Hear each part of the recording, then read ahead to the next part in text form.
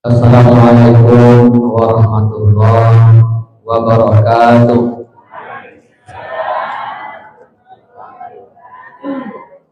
Ibu-ibu hadirin berbahagia, kami terima kasih dapat hadir pada kesempatan ini, dapat bersilaturahmi pada jamaah sekalian. Pada hari ini yaitu haul Abuya Haji Muhammad Ali Syarbaini, pimpinan tarekat di daerah kita ini, dan alhamdulillah kami waktu itu beliau sering bertemu.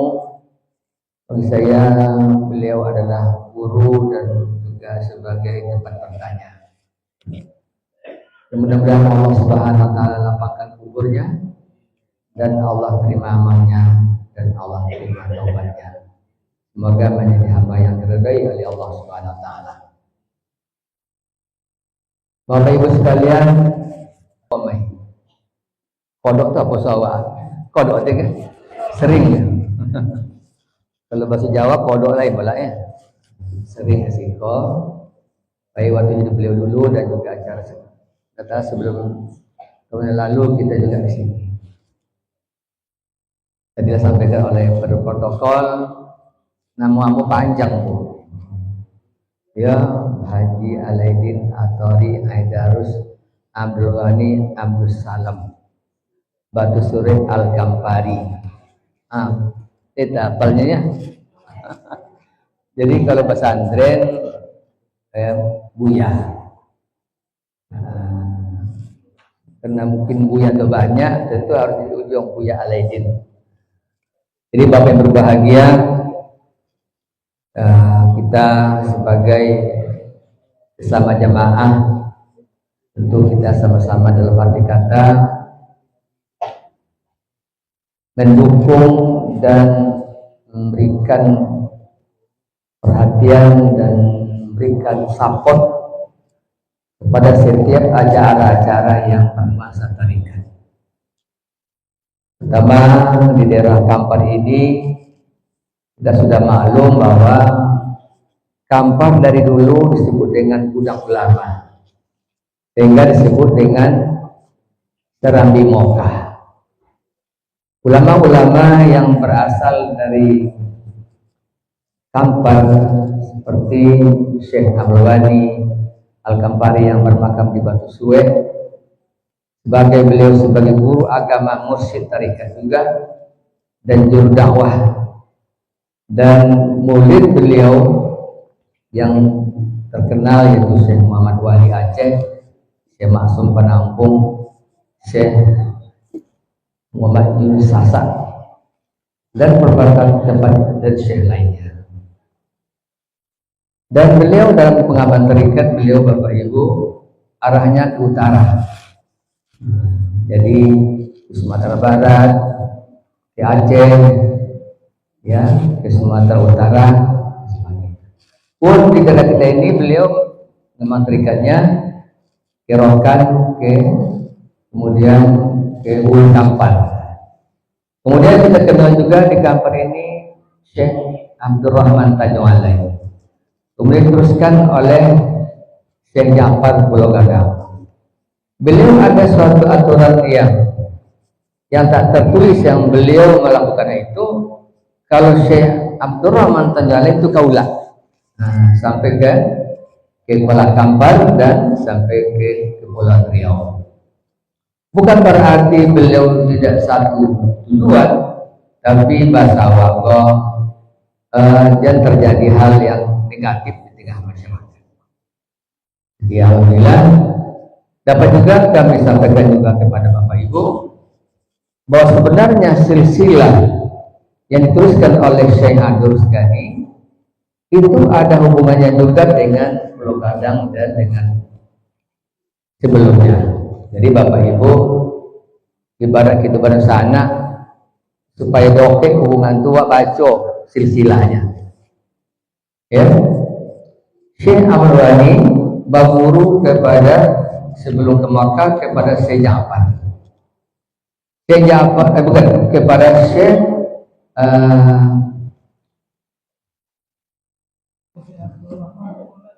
enggak, yang itu yang di Rana Sungkai, ya. Yusuf Zahidi. Jadi sebelum Abdul Ghani pergi ke Mocha, beliau dibaiat oleh Yusuf Zahidi. Yusuf Zahidi ini seperguruan dengan Syekh Abdul Rahman Tanyualai.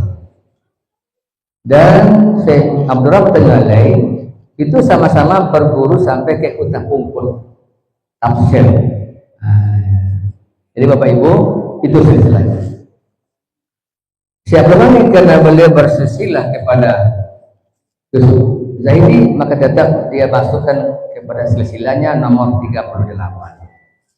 Kemudian Syekh Abdul Ghani melanjutkan pelajarannya ke Mocha, di samping berguru kepada ulama-ulama syariah, ya, dalam masalah hukum, tauhid, akidah, dan juga beliau berguru kepada ulama tarekat yang terdapat di sana, yaitu Syekh Usman Fauzi. Usman Fauzi berguru kepada Sulaiman Zuhdi. Nah, Sulaiman Zuhdi ini banyak menurunkan ulama tarekat Nusantara seperti Syekh Abdul Wahab Rokan, Mahadi Giri Kusumo, kemudian Syekh Arsyad Banjar. Nah, kalau kita bicara tentang tarekat silsilah nanti menyatu kepada yang kalau kita di Indonesia adalah Sulaiman Zuhdi. Jadi Bapak Ibu berbahagia, Syekh Abdul Ghani dua silsilahnya. Silsilah jalurnya kepada Sulaiman Zuhdi, silsilah kepada Syekh Kutah Pungkul. Jadi barangkali bagi kita jamaah tarekat yang mengambil baiat kepada Syekh Ja'far dan Syekh Abdurrahman Tanyualai, mari kita nanti wacai sama-sama di mana Kutah Pungkul. Ya, Bapak Ibu berbahagia, silsilah Naqsabandi dalam silsilah Syekh Naqsabandi yaitu Abdul Ghani, maka Syekh Abdul Ghani pada urutan 40. Sampai 1 Syekh Abdul Ghani 39, sampai 10 Syekh Wali, sampai 1 Buya Edarus, sampai 22 Buya Kini. Saya pernah mau Buya Kini. Ini Bapak Ibu bahagia perlu kita jelaskan supaya apa yang kita lakukan ini memang berawal daripada pengambilan yang jelas. Dalam ilmu tarekat katakan dalam Saiful Awliya, yang bagi ilmu muridin an ya'rifu nisbatus sayyahum wa rijalus silsilah kulluhan min mursyidihim ila Nabi sallallahu alaihi wasallam. Lianahum iza aradu an yatlubu al-madad min ruhati wa kana insibahum ilaihim sahihan. Jadi bagi setiap jemaah tarekat harus mengenal guru dan silsilahnya, sehingga silsilah ini sampai kepada Rasulullah. Wa kana insibahum ilaihim sahihan. Silsilah yang sampai ke Rasul itu menyambung. Wa man lam yattasil silsilatahu ila hadratin nabiyyah fa innahu maqtu'ul faidah. Kalau silsilah tidak kita jaga, maka terputuslah rahmat dan keberkahan. Jadi itu Bapak Ibu berbahagia, ini yang pentingnya kita berjamaah ini bersilsilah sehingga amalan kita ada sanadnya, ada silsilahnya. Maka tentu mari kita jaga silsilah ini. Maka kalau dalam kesempatan ini sebagai untuk dimaklumi oleh kita, maka silsilah Naqsabandi Indonesia ini umumnya melalui jalur Sulaiman Zuhdi. Nah, mari kita selusuri dari Sulaiman Zuhdi sampai ke bawah sehingga dapat kita sampaikan kepada anak cucu kita di masa akan datang. Ibu-ibu hadirin berbahagia, khusus tentang tarekat Naqsabandi adalah tarekat yang ma'ruf di Indonesia. Walaupun ada tarikat Satariyah, ada tarikat Qadariyah. Tarikat Saziliyah itu saya pernah di Mesir ke tempat makam Syekh Sazili, dan tarikat Sazili ini lebih banyak zikirnya kepada zikir lisan. Zikir lisan dengan membaca zikir-zikir biasa. Sedangkan zikir Satariyah itu lebih banyak kepada gerakan. Maka kalau kita hadir di acara tarikat Satariyah di Pariaman, itu zikir sambil berdiri, Pak. Berdiri namanya roti toga atau hoyak-hoyak osen, ya. Nah, kemudian kalau kepada tarikat Naqsabandi itu zikirnya zikir qalbi. Di Mesir pernah dihitung oleh Al-Sufi, itu ada sekitar 40 tarikat di Mesir. Dan Bapak Ibu bahagia, Al-Azhar itu menjadi pembina dan menjadi pengawas akidah amiliyah tarikat di Mesir. Jadi masalah tarikat di Mesir itu bukan masalah kewajiban doon-doon. Dan malah rektor Azhar dan Syekh Azhar Ahmad Taib itu pengamal tarikat. Apa ciri khasnya pengamal tarikat? Dia tawadhu. Pada suatu hari Ahmad Taib pergi haji, dia melaksanakan haji dengan haji reguler. Artinya mendaftar, naik pesawat, kemudian bersama dengan jamaah biasa. Dia tidak mau mendapat pelayanan khusus. Saya ada tamu Allah, saya diperlakukan sebagai manusia biasa. Raja Arab tahu ya, Raja Saudi tahu ya, bahasa itu ada rektor atau Azhar bersama jamaah. Dia minta supaya tinggal di istana. No omor, lawak mau tidak? Tahu dia? Saya tamu Allah dan ingin saya bersama dengan jamaah. Ternyata beliau adalah orang yang zuhud, tidak memanfaatkan jabatan sebagai untuk mendapatkan fasilitas. Kenapa? Karena zuhud inilah ajaran yang terdapat dalam tarikat. Jadi Bapak Ibu berbahagia, alhamdulillah kita di kampung ini diwarnai dengan banyaknya para ulama tarikat. Tentu kita harapkan ke depan tradisi ini dapat kita lestarikan. Mudah-mudahan dengan acara hall memicu kita atau mengundang keinginan kita untuk bisa melestarikan nilai-nilai tarikat di Kabupaten Kampar ini. Kalau tidak lele Pak Makmur, tidak lele Pak Hidayah, nah mudah-mudahan lah moganya ke subuh. Amal bakal lima aja di Ustaz Junaidi, Yusuf dia masih sibuk ya.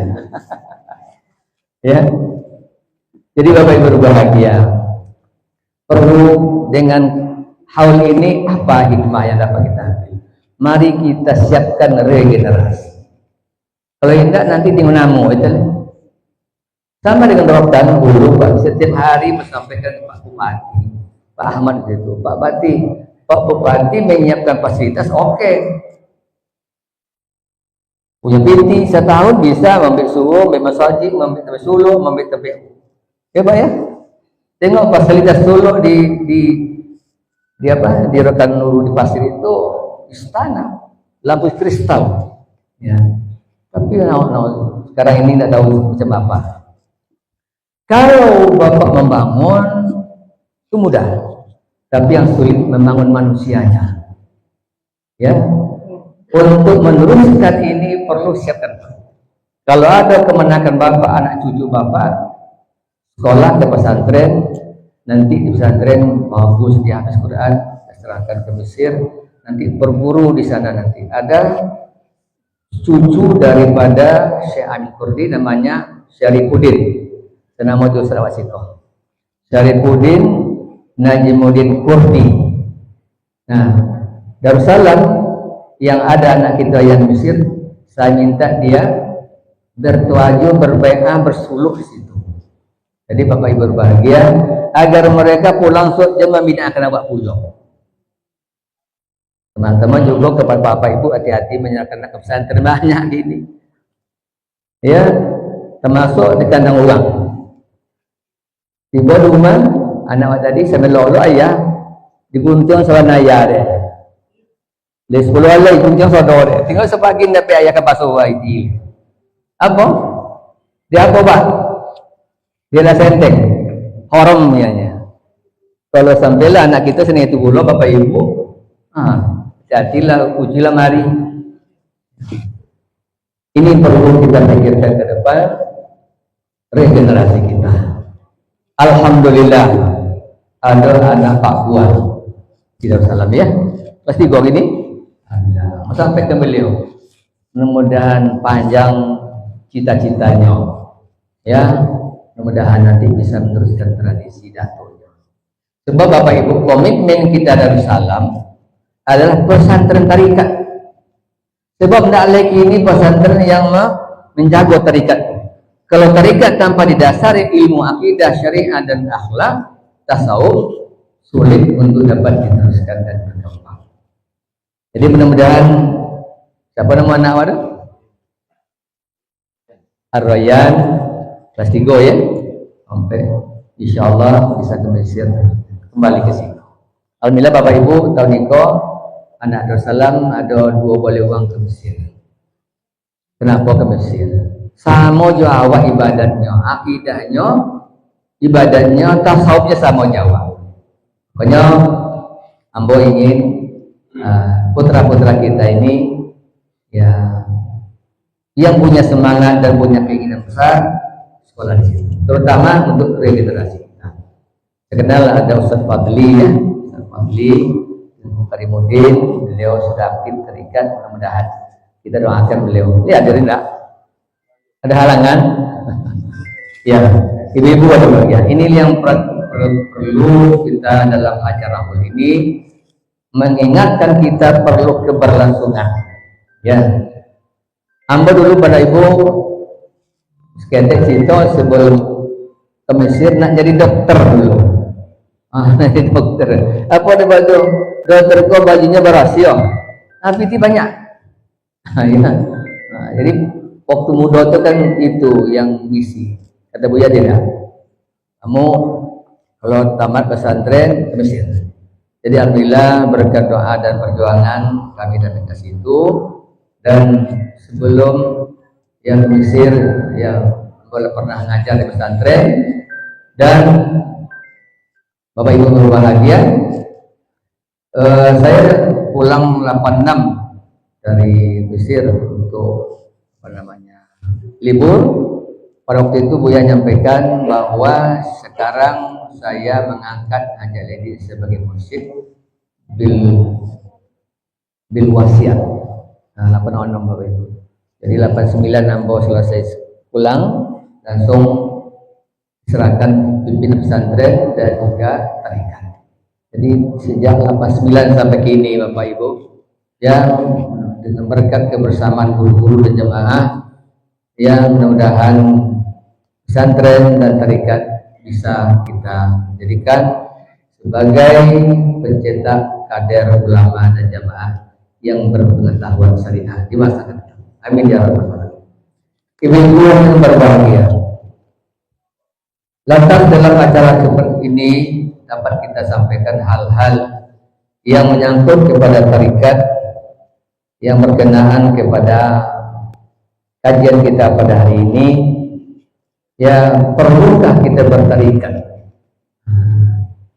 Sebab kalau kita ingin nak seperti Syekh Abdul Ghani, Syekh Abdul Rokan, Syekh Arsan Banjar, Mbah Hadi Girikusumo Jawa Tengah, beliau alim di bidang akidah, alim di bidang syariat, alim di bidang tasawuf, nah alim di bidang 3 ilmu ini. Dan 3 ilmu itu menyatu dalam tarikat. 3 ilmu menyatu dalam tarikat. Dalam tarikat itu kita akan melaksanakan masalah akidah, syariat, dan tasawuf. Jadi Bapak Ibu berbahagia, kalau kita misalkan syariat atau akidah ini, akidah kita misalkan seperti tanah. Artinya keyakinan, keimanan kepada Allah, kita misalkan seperti tanah yang subur. Itu dasar dulu. Kalau kita nak mendapat hasil yang baik, cari tanah yang subur. Makanya kita perlu menjadi muslim adalah muslim yang beriman. Ya. Tentang iman, tentu kita bertanya kepada diri kita sendiri, siapa yang kita sembah? Tentu kita harus yakin dengan ilmu akidah. Maka ilmu akidah dasar. Kita harap Bapak Ibu yang terhormat, kelemahan kita bangsa di hari ini adalah lemah dalam masalah akidah. Akidah itu harus dengan ilmu. Di mana anak-anak kita mendapatkan ilmu agama? Di SD, SMP, SMA, perguruan tinggi. Tidak cukup jam untuk menjadikan dia mukmin yang terbaik.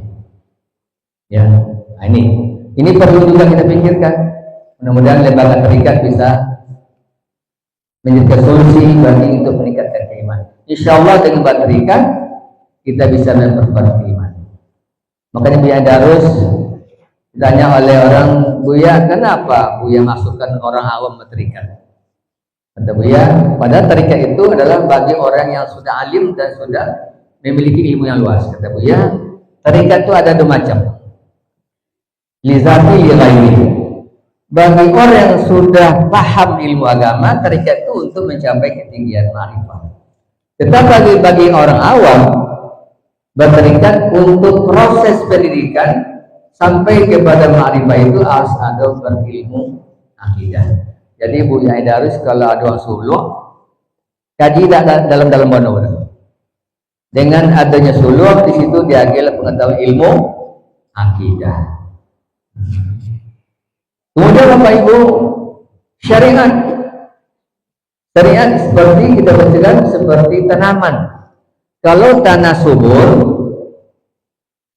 tanah lawi 1 hektar subur, le ada ogonya, le manfaatnya, enggak le deh. Bapak tanah apa? 1 hektar, paling-paling tuh bangunan 1 meter kali 2 meter ya. Bagaimana supaya tanah yang subur itu bisa berbuah, berhasil? Tanamlah dengan beraneka ragam ibadat, maka ibadat itu ibaratnya adalah tanaman. Jadi Bapak Ibu, kita sebagai Muslim hari ini, coba tengok, rajin awak ibadatnya.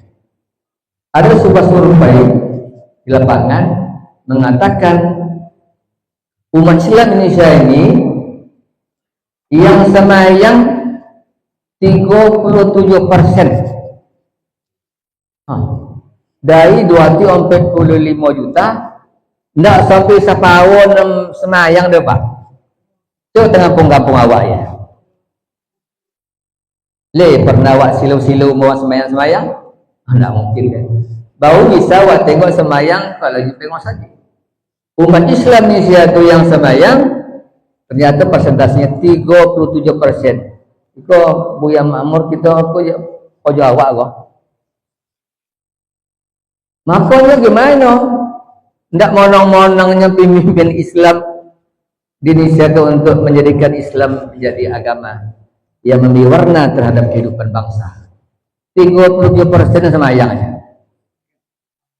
Kemudian dan semayang itu berapa persen dan sholat jamaah?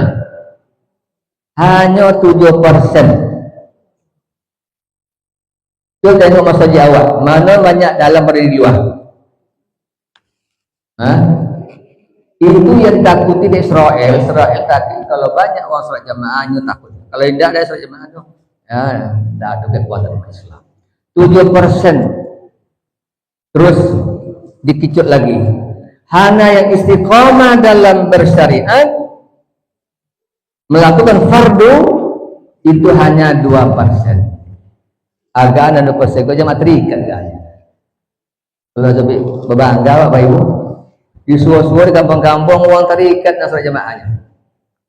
Nah, inilah tantangan kita ke depan sebagai bangsa Indonesia yang muslim. 37% yang sholat, 7 yang jamaah, 2 yang istiqomah beragama. Sementara 98% kemana? Tak pernah mau isi alam. Ya, kesobi itu bohong yang otak ada. Agak 6% ke ketenegaan. Iya Pak, aku mana 2% ya aku tu uang. Mudah-mudahan. Jadi secara syariat kita adalah sebagai tanaman yang harus kita variasikan. Salatnya berjamaah, ada salat yang maksimal, ada namanya salat TBM, tepat waktu berjamaah di masjid. Bapak-bapak yang baumu, yang pensiun, mungkin sembahyang TBM, tepat waktu berjamaah di masjid. Coba dari kini, insya Allah potong komisu kan 1 Muharram kok. Ya Allah, mudah-mudahan tahun 1440 tujuan ya Allah saya dapat melaksanakan sholat yang terbaik, sholat TBM. Ya. Ibu-ibu yang berbahagia, coba kita runut sedang Islam yang diamalkan oleh bangsa kita. Semayang tadi, apalagi berzakat, apalagi berpuasa, apalagi berhaji. Yang wajib saja belum dapat maksimal dilakukan. Dan kemudian yang ketiga, Bapak Ibu, agama Islam itu isinya adalah tasawuf. Jadi ada akidah, ada syariat, ada tasawuf. Suatu hari Nabi dikunjungi oleh seorang tamu yang tak jelas siapa orangnya. Dia rambutnya hitam, badannya tegap dan bersih. Lantas dia bertemu Nabi, bertanya tentang 3 hal, tentang apa yang Islam, apa yang iman, dan apa yang ihsan. Ma huwa ihsan? Ya. Dijawab oleh Nabi, al-ihsan an ta'budallaha ka'annaka tarahu fa illam takun tarahu fa innahu yaraka. Beribadatlah kamu seolah kamu melihat Allah. Kalau kalian tidak bisa melihat Allah, ingatlah bahwa Allah melihat kamu. Nah, itu aku basuh awak dan terikat ke Pak Ibu. Bagi Rasulullah apa nama orang? Al-muraqabah. Ya, muraqabah. Muraqabah yaitu merasa diawasi oleh Allah SWT. Kalau orang sudah merasa diawasi, tidak ada tempat baginya untuk berbuat dosa karena dia melihat Allah Subhanahu wa taala. Awak itun tidak lain. Takut ke manusia yang tidak takut ke Tuhan. Contoh, mencilok malam air. Apa itu malam? Dan nampak doang deh. Sudah Tuhan nampak adanya. Tuhan Allah Taala batu hitam di tepi kolam dari malam. Tentu Tuhan. Ya, ada kepindiang somik di balik batu hitam di tempat yang kolam dari malam. Tentu dia tak lap kojol. Apalagi awak yang melata di muka bumi. Maka Bapak Ibu, maka Nabi mengatakan itu namanya darjat al-ihsan. Disitulah ada kajian tentang tasawuf. Jadi ada iman, ada Islam, ada tasawuf. Tasawuf membersihkan jiwa untuk menghadap Allah Subhanahu wa taala dengan bertarikat. Ibu-ibu yang berbahagia, itulah gunanya kita berjamaah, sehingga dengan jamaah tadi kita berguru, kita beramal ibadat, dan kita bertarikat dan saling menasihati. Ya, alhamdulillah di Riau pada yaitu pembina tarikat dan sebagainya. Ibu-ibu yang berbahagia, kalau kita sudah punya tanah yang subur, kemudian punya tanaman yang beraneka ragam, yaitu amal ibadah kita, kemudian sudah bertasawuf, apa tasawuf dibandingkan dengan amal ibadah?